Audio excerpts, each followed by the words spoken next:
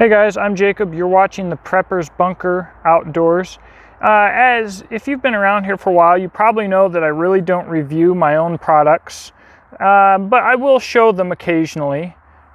Today's video, however, is actually a review, not on my knife, the Exodus Knife and Tool Jackalope, this one made by White River Knives, but actually on the handle scale material. So, if you're new to the channel, I have been working with different manufacturers and different people making my knife designs for quite some time now, and I'm finally where I want to be. But one challenge that I ran into is the last manufacturer that I used would not allow me to use G10, and I really wanted orange handle material. So it started this crazy search for orange micarta, and let me tell you, I looked everywhere. I bought everything from eBay, paper micarta, linen micarta. I spent a lot of money looking for this material. I even bought some from Finland that was quite good, but not quite this good. So this was handmade by Emil Epoxy Lab. He also makes knives, but this is from Poland. And obviously, since I have to buy it from Poland, in Poland the cost of living's very high, and I have to ship it all the way over here, it makes for an expensive option. But I just wanted to show you, like, my camera is not going to do this justice because for some reason I think the quality is not as good up close as it could be a little further away. This orange micarta, he calls it E-Carta since it's Emil Epoxy Lab, it is beautiful. I'm probably going to order more, but you probably will not see this very often on any of my knives simply because it's so expensive to buy, which means that it's so expensive to sell, which means the knives that have this handle material are going to be sold at a considerable upcharge. However, I think it's worth it. I just am so impressed with the quality of his work. And one thing that you may not know is a lot of micarta that you buy, especially handmade stuff from smaller or custom guys, can possibly have some ripples, can possibly have some waves. If in shipping, weight's on it a certain way, you can get it and it can be kind of warped up to the side. There can be all kinds of things that can happen that can make life a little bit difficult for custom makers, especially when you want to do removable hardware and removable scales. And all of the micarta that I have ordered from Emil Epoxy Lab has been super straight, super flat. All the makers who have used it have said that it's been phenomenal to work with. It is just absolutely top shelf premium canvas micarta. Now, why would I go through all of this effort to use canvas micarta instead of G10? Well, like I said earlier, in the past, it was because I had to, because my manufacturer would not use G10.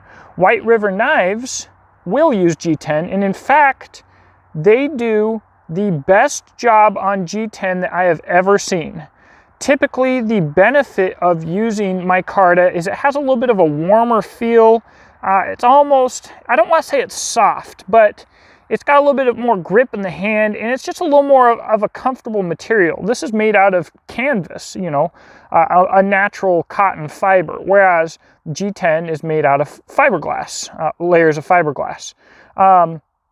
So micarta typically feels better. It's probably the most popular handle material because of that. Whereas G10, on the other hand, typically feels more smooth, a little more cold, a little more hard. But the benefit of G10 is it's supposed to be a little bit tougher. They're both so tough that I don't know that it really matters. But also, G10's not as porous, so it won't soak up stains and blood and bacteria and stuff like that. So I do plan to always try and have orange G10 on hand, and it will be more affordable. But if you like micarta and you want orange micarta on my knives, Sadly, there will be an upcharge, but it is an option that I do always plan to have on hand. If you as a maker want orange micarta, or even just want custom micarta of custom sizes, like for a friend of mine, he just did a brick of this for, I believe, for a hidden tang knife, a whole freaking brick of it. And he'll do it. I mean, he just does amazing work.